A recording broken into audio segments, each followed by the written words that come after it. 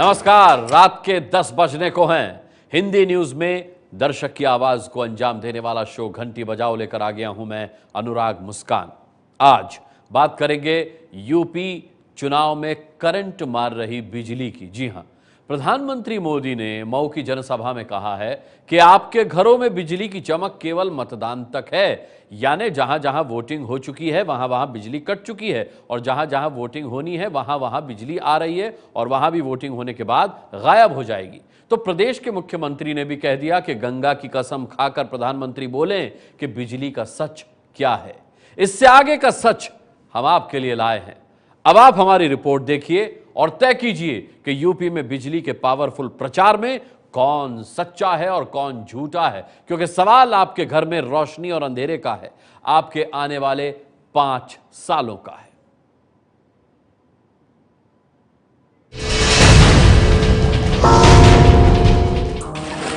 बीच गंगा में खड़े होकर कसम खाओ, गंगा हाथ में लेकर कहो, गंगा की सौगंध खाकर बोलो। गंगा की कसम खिलाने का प्रचलन उत्तर भारत में, खासकर उत्तर प्रदेश में सदियों से रहा, लेकिन इस बार गंगा की कसम खाने खिलाने की बात सुर्खियों में आई तो इसकी वजह सियासत है, जहां कसम खाकर तोड़ने का रिवाज रहा है।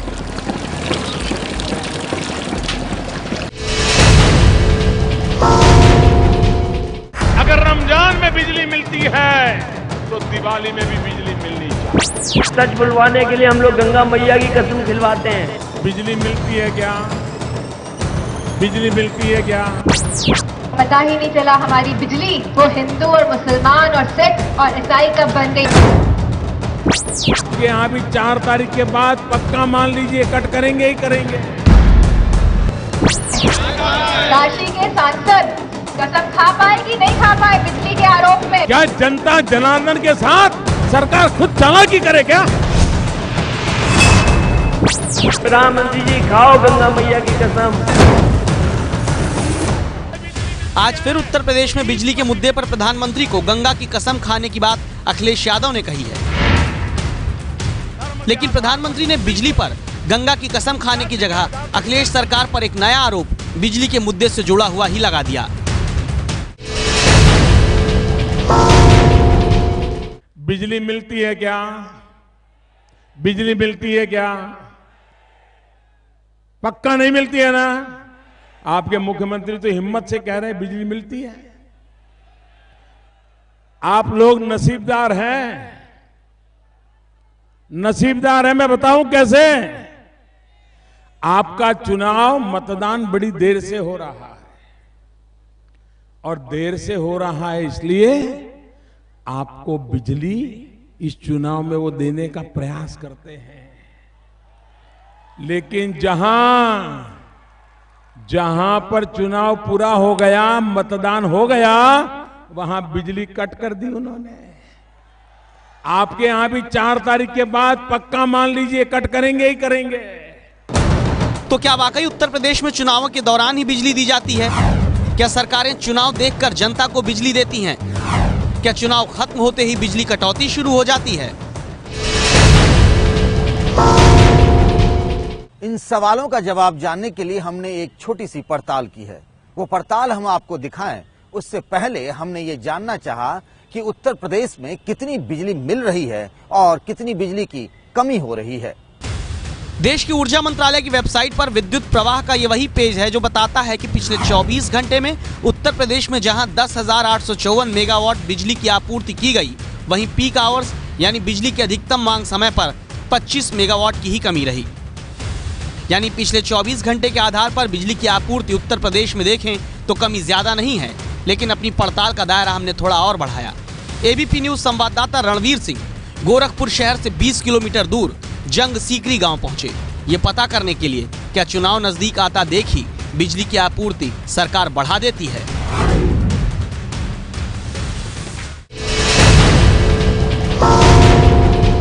जब आने वाले होते हैं तब तो लाइट तो रहती है, पहले से ही इंतजाम कर दिया जाता है, और जब चले जाते हैं तो लाइट वैसे ही हो जाएगी। चुनाव के समय पे कुछ ठीक है? हाँ कुछ पहले तो खत्म में रहा, कभी आवे कभी ना आए। अब तो मानो 8 घंटा 9 घंटा चल जावत या पहले तो कुछ ना आवत रहा, 4 घंटा 2 घंटा में भाग जाते रहे। गोरखपुर के इस गांव में लोग ये मानते हैं कि चुनाव आता देख ही बिजली सरकार देने लगती है, लेकिन क्या जहां वोट हो चुका है वहां सरकार अब बिजली काट दे रही है? उत्तर प्रदेश में मुरादाबाद, कानपुर, मेरठ और बरेली में जनता वोट डाल चुकी है। हमने यहां पता किया क्या इन जगहों पर बिजली कटौती वोटिंग के बाद हो रही है। आजकल तो 24 घंटे मिल रही है। अगले सरकार ने काफी सुधार किया है इसमें। लाइट में सुधार पहले के कंपैरिजन में अब तो बहुत अच्छी लाइट हो गई है।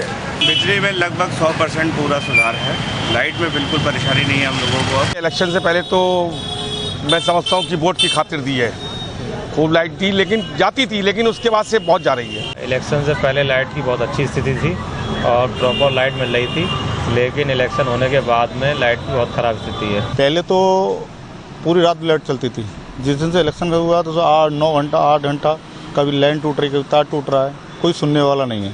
इलेक्शन से पहले तो 15 तारीख मतदान से पहले तो अच्छी खासी लाइट मिल रही थी, लेकिन इन दिनों में बहुत कम लाइट मिल रही है और जैसे जैसे मतदान हुआ उसके बाद तो बिल्कुल लाइट आना बंद हो गई। इलेक्शन से पहले से सही है, आ रही है, कहीं भाग गया बस, वो बात नहीं है अब पहले जैसी, अब तो सही आ रही बत्ती। इलेक्शन से पहले भी ऐसी आ रही थी, इलेक्शन के बाद भी ऐसी आ रही, सही आ रही।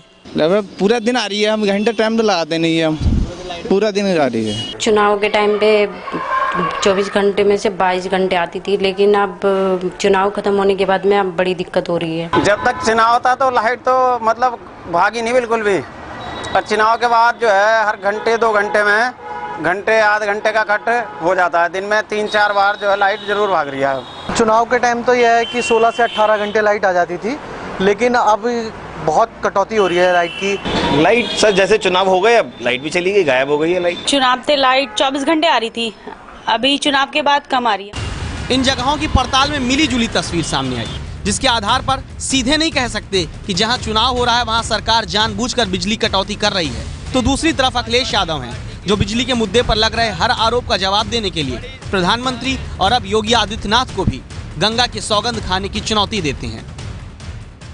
हमारे गांव में तो कभी कभी सच बुलवाने के लिए हम लोग गंगा मैया की कसम खिलवाते हैं। हम तो कहते हैं कि प्रधानमंत्री जी खाओ गंगा मैया की कसम, कि समाजवादी लोग 24 घंटे बिजली काशी में दे रहे हैं कि नहीं दे रहे हैं। ये सुना है बाबा बिजली वाली बात कह रहे थे हमसे। हम और आप तो पुराने बाबाओं को जानते हैं, जो कभी कभी आग अपने हाथ पे रख करके कहते हैं और उसका आग का कमाल भी दिखा देते हैं। हम तो इन बाबा को कहेंगे कि समाजवादी लोग 22 और 24 घंटे शहर में बिजली दे रहे हैं।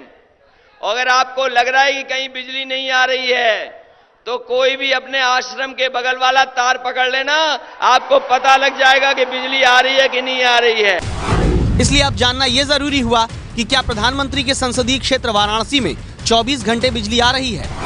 क्या योगी आदित्यनाथ के क्षेत्र में 24 घंटे बिजली लोगों को मिल रही है?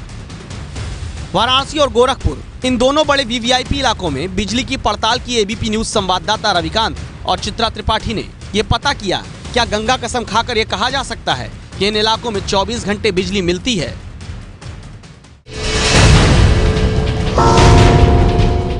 इस वक्त गोरखपुर के गोलघर में हम मौजूद हैं और हमारे साथ यहाँ की जनता मौजूद है। इनसे ही हम जान लेते हैं कि यूपी में 24 घंटे बिजली आती है या नहीं। शुरुआत आपसे, बिजली आती है 24 घंटे?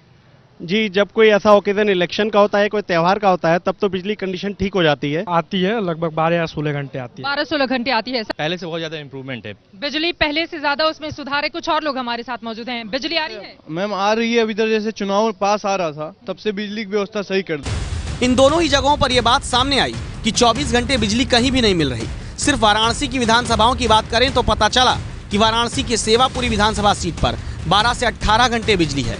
रोहनिया विधानसभा सीट पर करीब 12 घंटे ही बिजली मिलती है। अजगरा विधानसभा सीट में 12 से 14 घंटे बिजली की बात लोगों ने बताई। पिंडरा विधानसभा सीट पर 10 से 12 घंटे बिजली मिलने की बात सामने आई, लेकिन वाराणसी की शहरी सीट पर 22 घंटे तक बिजली मिलने की बात कही गई। कसम खाने खिलाने की बात अपनी जगह और सच्चाई अपनी जगह।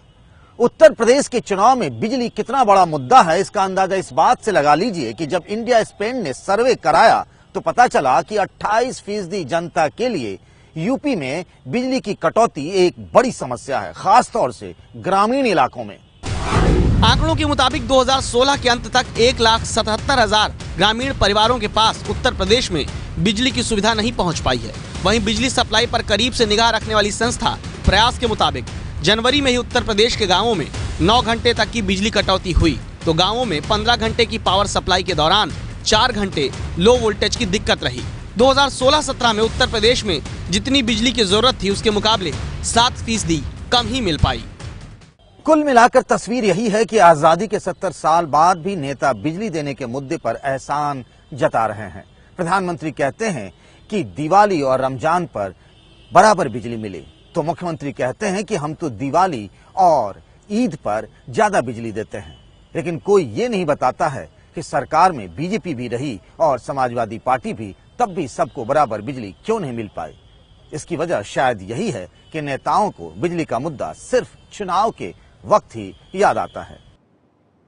देखा आपने, वैसे आदर्श चुनाव आचार संहिता का नियम कहता है कि प्रचार के दौरान नेता गलत जानकारी नहीं दे सकते, लेकिन फिर भी बिजली के मुद्दे पर गलत तथ्य पार्टियों की तरफ से रखे जा रहे हैं। इसीलिए आज आपको ऐसी सोच की घंटी बजानी है। चुनाव प्रचार में गलत जानकारी देने वाले नेताओं पर चुनाव आयोग को निर्णायक कार्रवाई करनी चाहिए। एबीपी न्यूज की इस राय से अगर आप सहमत हैं तो 8080740000 पर अभी और इसी वक्त मिस्ड कॉल दीजिए।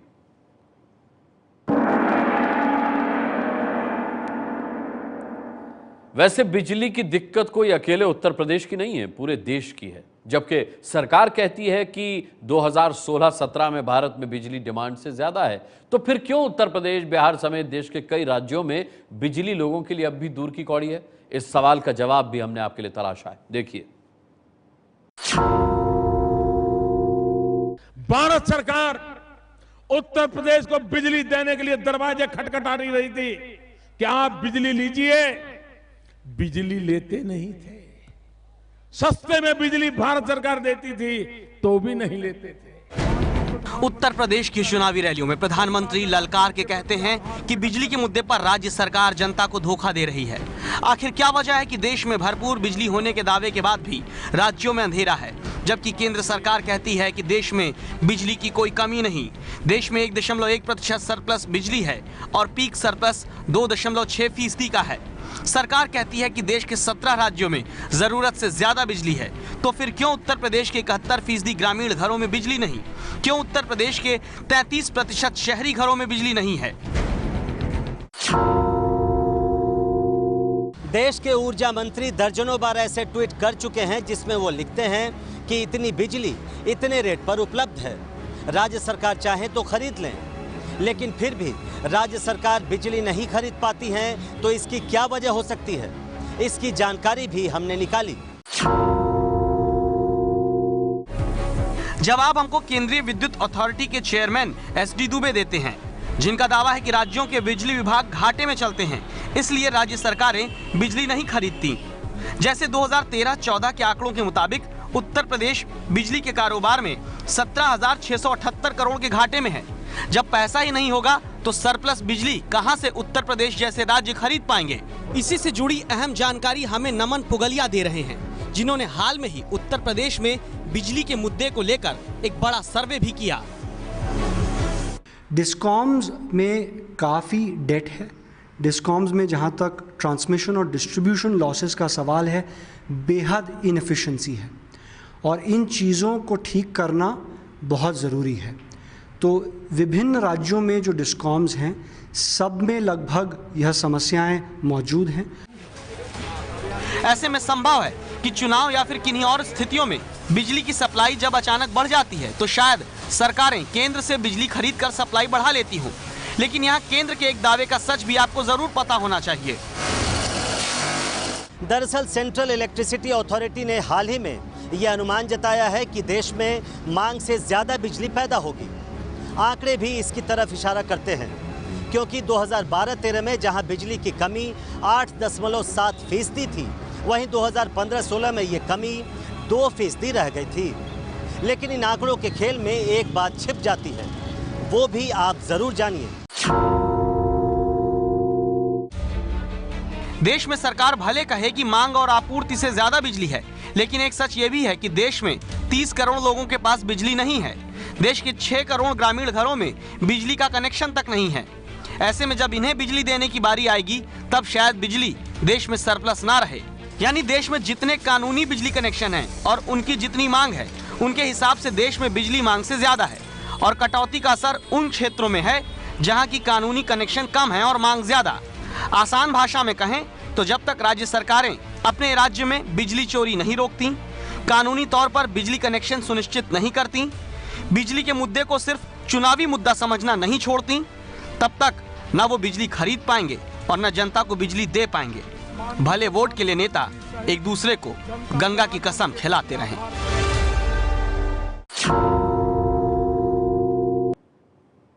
और अब बात घंटी बजाओ अपडेट की। इसी महीने की 23 तारीख को हमने आपको स्टोरी दिखाई थी, वोट के लिए जुमले चलते हैं और विकास के लिए घुटने चलते हैं। आपने देखा था कि कैसे बिहार के बीजेपी विधायक विनय बिहारी सड़क बनवाने के लिए घुटनों के बल विधानसभा पहुंचे थे, उनके घुटने तक छिल गए थे।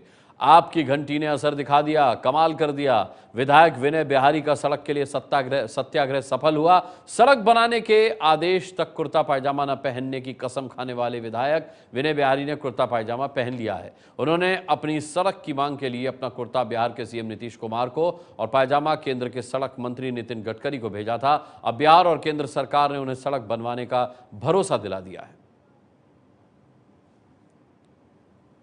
अगली खबर, जम्मू में अवैध तरीके से रह रहे रोहिंग्या मुसलमानों की खबर भी हमने आपको दिखाई थी, आप भूले नहीं होंगे। इन रोहिंग्या मुस्लिमों से अब यूनाइटेड नेशन और आधार कार्ड मिले हैं, जिसने सरकार के लिए खतरे की घंटी बजा दी है। खबर का पूरा अपडेट देख लीजिए। हम खबर को दिखाकर भूल नहीं जाते, हम खबर को कभी बीच में नहीं छोड़ते, अंजाम तक हर खबर का पीछा करता है एबीपी न्यूज। 3 फरवरी को हमने आपको दिखाई थी जम्मू में अवैध तरीके से रह रहे म्यांमार के रोहिंग्या और बांग्लादेश से आए मुस्लिमों की खबर। इन्हें लेकर खुफिया एजेंसियों ने देश की सुरक्षा के लिए खतरे की आशंका जाहिर की थी। अब जम्मू में रह रहे रोहिंग्या और बांग्लादेशी मुसलमानों से ऐसे यूनाइटेड नेशन रिफ्यूजी कार्ड मिल रहे हैं जिनमें भारी खामियां हैं। ध्यान से देखिए इस यूनाइटेड नेशन रिफ्यूजी कार्ड को, जिसका रेफरेंस नंबर है 30514C00624 और इसका इंडिविजुअल नंबर है 30500093285। ये कार्ड जम्मू के सईद आलम के नाम पर है, जो म्यांमार से भागकर जम्मू में रह रहा है, लेकिन कार्ड में सईद आलम को महिला बताया गया है। यही नहीं, जम्मू के नरवाल में हजारों की संख्या में रह रहे इन लोगों से कई और आधार कार्ड भी मिले हैं, जो रिहायशी प्रमाण पत्र, वोटर आईडी या पैन कार्ड के बिना बनता नहीं है। सवाल ये है कि इतनी भारी चूक आखिर हुई कैसे, कौन इसके लिए जिम्मेदार है? एबीपी न्यूज इन सवालों के साथ जम्मू कश्मीर के राजस्व मंत्री सुनील शर्मा से मिला और मामले को अब गंभीरता से लेने की बात कही गई है। मैं तो सबसे पहले एबीपी न्यूज़ का धन्यवादी हूं और आपका भी धन्यवादी हूं कि सरकार के सामने आपने सारी चीज़ों से ऊपर उठ के कुछ फैक्ट्स लाए हैं। सरकार और भारतीय जनता पार्टी चाहे केंद्र की है चाहे यहाँ पे अलायंस है, हम इसको सीरियसली लेके इसकी जांच शुरू करेंगे और जांच ही नहीं करेंगे, कल्प्रिट्स को भी हम इन पर कार्रवाई करेंगे। नेताओं की जुमलेबाजी और वादा खिलाफी पर आप लोगों के वीडियो संदेश हमें लगातार मिल रहे हैं। आप में से कुछ लोगों को चुना है हमने, जिन्होंने नेताओं की जुमलेबाजी की बजा दी है घंटी। सुनिए। चुनाव में वोटों के लिए जुमलेबाजी इसलिए चलती है क्योंकि जो राजनीतिक दल है वो लोगों को उल्लू समझते हैं, जनता को गुमराह करने की कोशिश करते हैं। उन्हें लगता है कि जनता से इसी तरह से वोट मिल जाएगा, लेकिन जनता आज बहुत बुद्धिमान हो गई है, होशियार हो गई है और जनता ऐसे दलों के चक्कर में आने वाले नहीं है। चुनाव का दौर नहीं, जुमलाओं का दौर है। इनको जनता से कोई लेना देना नहीं है। सभी पार्टियां जुमलेबाजी कर रही हैं। एक बार जुमला फेंक दिया जाए और सरकार बनने के बाद कह दिया जाएगा कि जुमला था वह तो।